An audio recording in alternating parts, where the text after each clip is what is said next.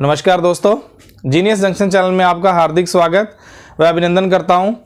हमारा समास चल रहे हैं। अभी आपको पता है कि द्वंद्व समास चल रहा है। द्वंद्व समास के मैं उपभेद करवा रहा हूं आपको। पिछली दो वीडियो में हमने द्वंद्व समास ही चल रहा है, उनका उपभेद करवाए हैं हमने दोनों वीडियो में। इतरेतर द्वंद्व हो गया था पहले, उसके बाद समाहार द्वंद्व हो गया।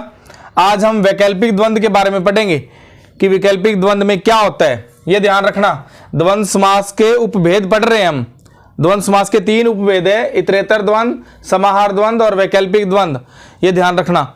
अभी देखो वैकल्पिक द्वंद्व में क्या होता है, एक पद दूसरे के विलोमार्थिक होते हैं। ये एक पद दिया होगा और उसका आगे वाला पद उसका विलोम होगा, अपोजिट यानी कि विलोमार्थिक शब्द होंगे, वहां पर वैकल्पिक द्वंद्व ही होगा।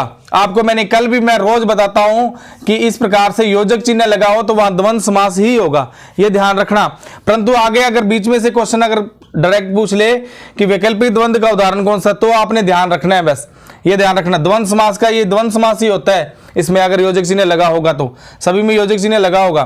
परंतु ये देखो वैकल्पिक द्वंद्व में क्या होता है, एक पद दूसरे के विलोम होते हैं तो वहां वैकल्पिक द्वंद्व ही होगा। जैसे उदाहरण के लिए देखो सुख दुख, ये देखो बीच में योजक चिन्ह लगा हुआ है। सुख और दुख एक दूसरे के अपोजिट है, विलोमार्थिक है, शब्द है ये दोनों के दोनों। इसलिए इसका समास विग्रह जब करोगे तब क्या लगाना है वो भी ध्यान रखना। जैसे समास विग्रह करोगे तो सुख योजक चिन्ह की जगह या लग जाता है। वैकल्पिक द्वंद्व के अंदर या लगाना जब समास विग्रह करोगे आप, सुख या दुख, ये बन जाएगा इसका समास विग्रह। समास विग्रह वैकल्पिक द्वंद्व में जब समास विग्रह करते हो तो या लगाना है बीच में। जीवन मरण तो क्या हो जाएगा, जीवन या मरण, ये बन जाएगा। लाभ हानि में लाभ या हानि, ये बन जाएगा इसका। इसी प्रकार से इसका आप बना के खुद देखना, यश अपयश का कि कैसे बनता, आप खुद दिमाग लगा के देखना। एक दूसरे के अपोजिट होंगे, विलोमार्थिक शब्द होंगे, वहां पर वैकल्पिक द्वंद्व ही होगा, यह ध्यान रखना।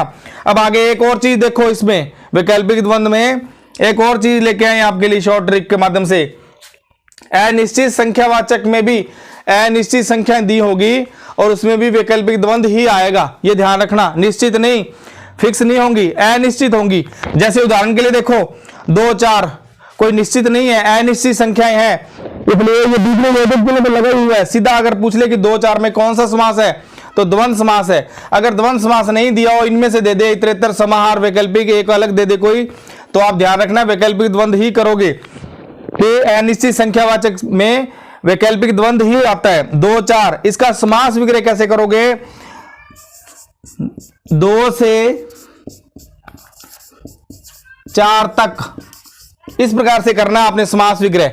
अनिश्चित संख्याओं का समास विग्रह किस प्रकार से करोगे, 2 4 दिया होगा, 2 से 4 तक। इसी प्रकार से 10 20 का कैसे करोगे, 10 से 20 तक, इस प्रकार से हो जाएगा ये।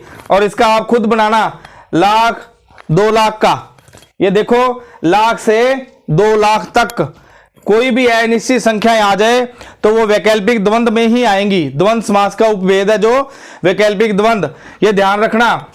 इन बिल्कुल शॉर्ट ट्रिक है आपके लिए जो आपको एग्जाम में बहुत ही काम आएंगी। अगर आपको हमारी वीडियो अच्छी लगी हो तो लाइक और सब्सक्राइब जरूर करें। धन्यवाद।